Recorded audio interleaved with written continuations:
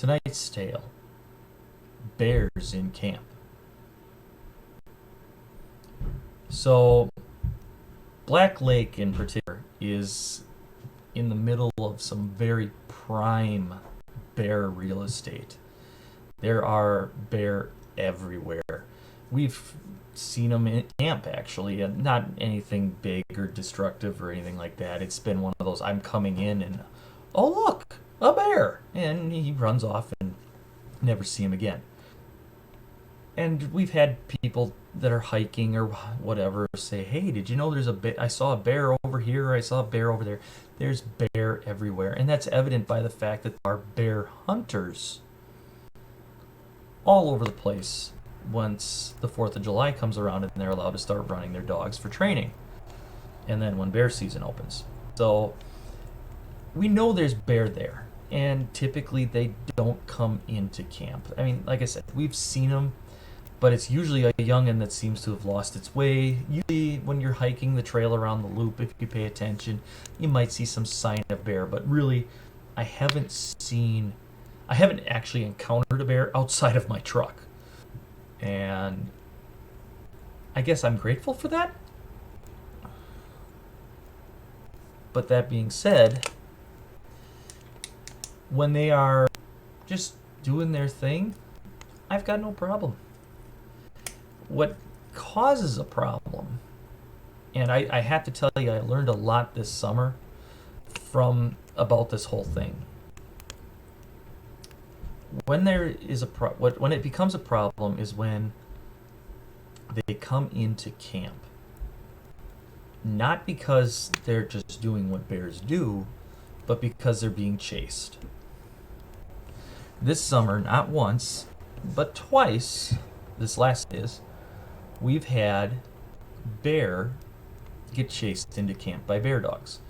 Now let me say, one of the things I learned, and I mean this should go without saying, the fact that I had to learn it should mean it's worth repeating.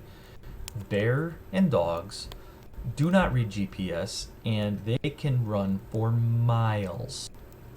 So while I said it's very common to see bear in camp, or not bear in camp, but bear hunters around, they're really good about not dropping their dogs right at the doorstep of the campground. They drop them miles away, and then once those dogs get on the scent of a bear, and where the bear's going to go and the dogs are going to follow. So the first time we really encountered them was,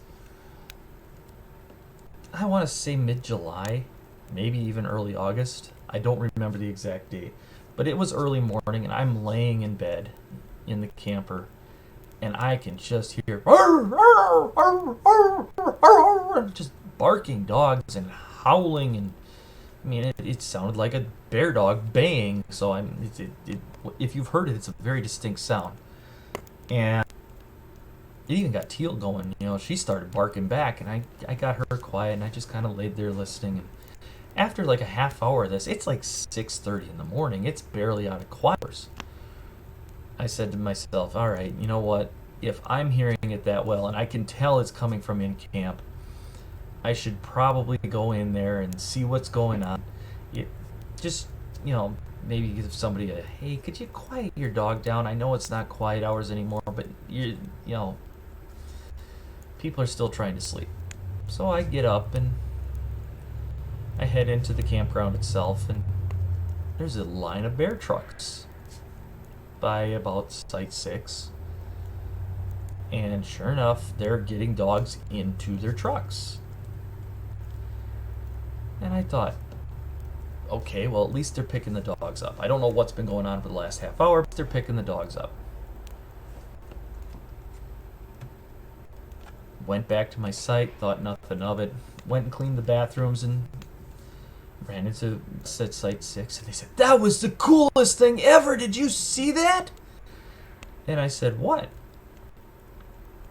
They treat a bear 50 yards off of the site across from them. And then the bear hunters invited them in. Now, again, I haven't seen this before.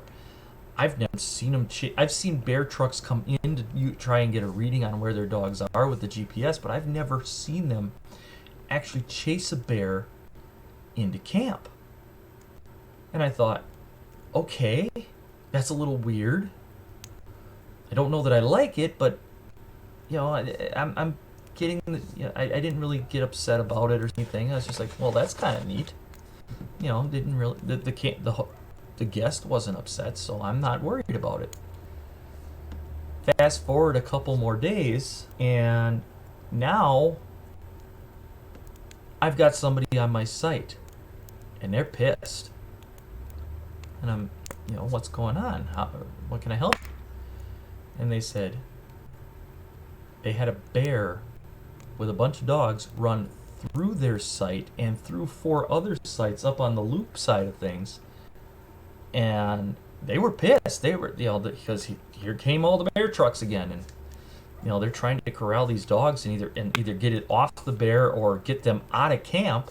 And this person's pissed. I mean, they found a spot with cell service, and they called the police, and I guess it was not a good situation. And I got a hold of the Forest Service law enforcement, and I said, hey, this is what's going on down here. I don't know what I'm supposed to do at this point.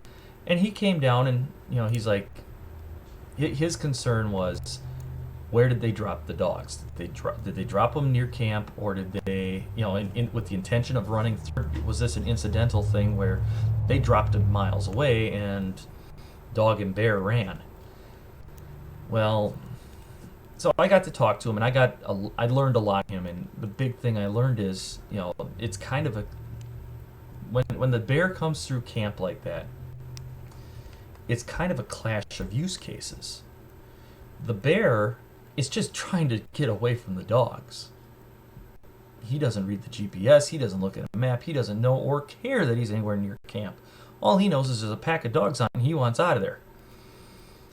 And the bear hunters, they know they're not supposed to be in camp, but they also know that they need to get their dogs out of there. So you've got the campers that they want to use the land in one way, and you've got the bear hunters who want to use it in another way.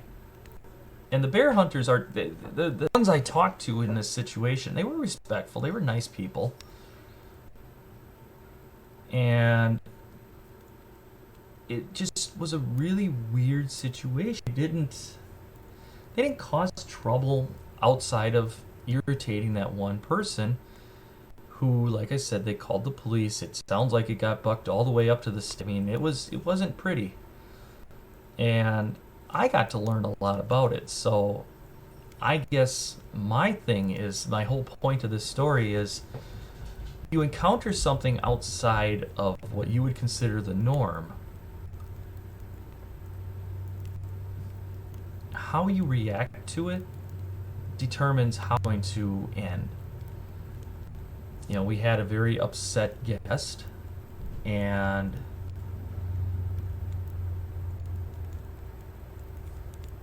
I listened to the guest. I didn't kick him off the site. I didn't say that there was anything I could do about it, but I did listen. I tried to at least let the guest feel like what they were complaining about wasn't being just ignored. But I have to say, in the grand scheme of things that have happened at camp, that is one that's got to be a first and one that sticks out in my mind. So that's the tale of a bear in camp. And I hope you enjoyed it. As I